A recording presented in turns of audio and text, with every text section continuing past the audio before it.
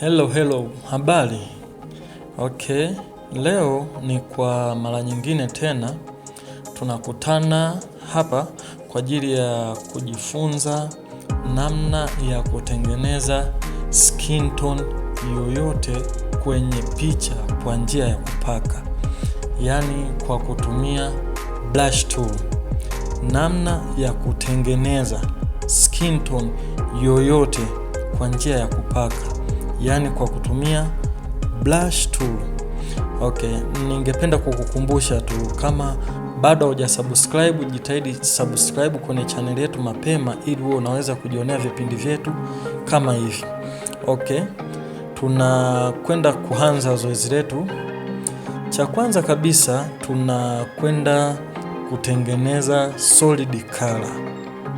Okay, solid color tunaikutia hapa.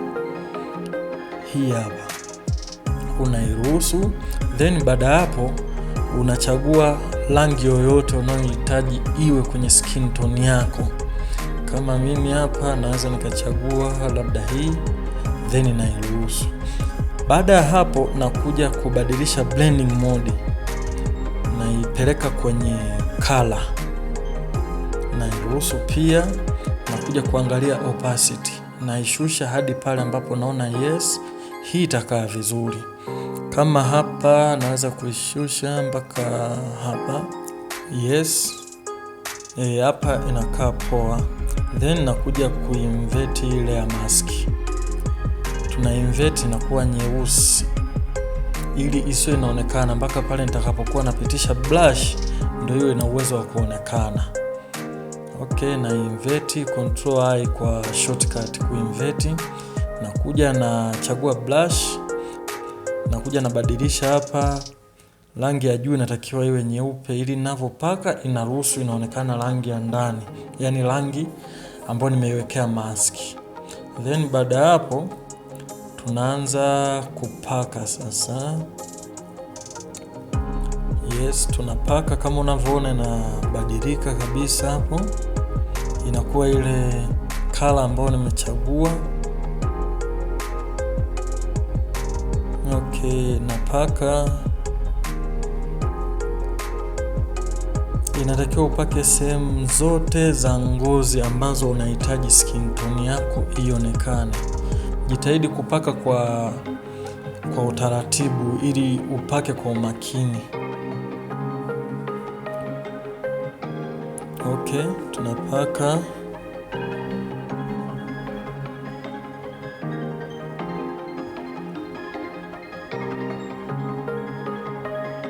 Yes, unapaka kwa umakini kabisa. Kama unavyoona inazidi kubadilika, inakuwa darken, inakuwa melanin fulani hivi nzuri kabisa. Yes, unapaka taratibu tu.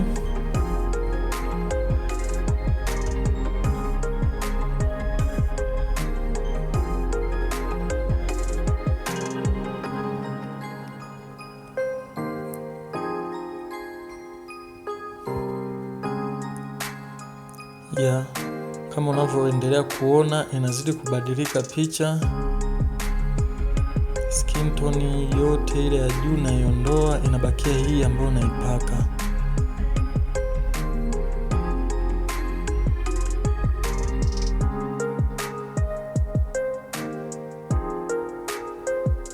Hakikisha unavyopaka haugusi kwenye background, kwa sababu sehemu yoyote ambayo utakayopeleka brush yako unavyopaka ni lazima iathiriwe na brush. Kwa rangi ile ambayo umeselect pia itakimbilia sehemu zote ambazo umepitisha brush.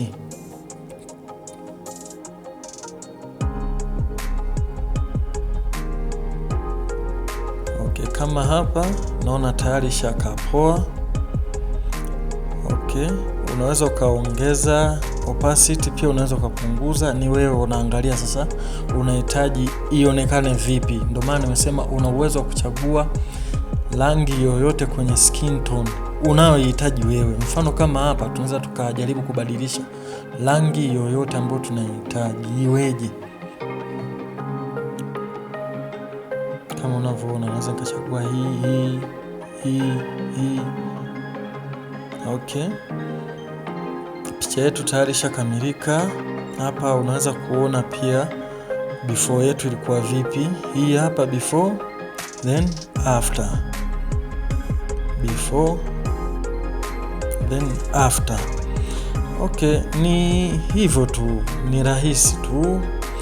Kwa hiyo next time tuonane kwenye kipindi kingine ambacho tutajifunza jambo lingine tena.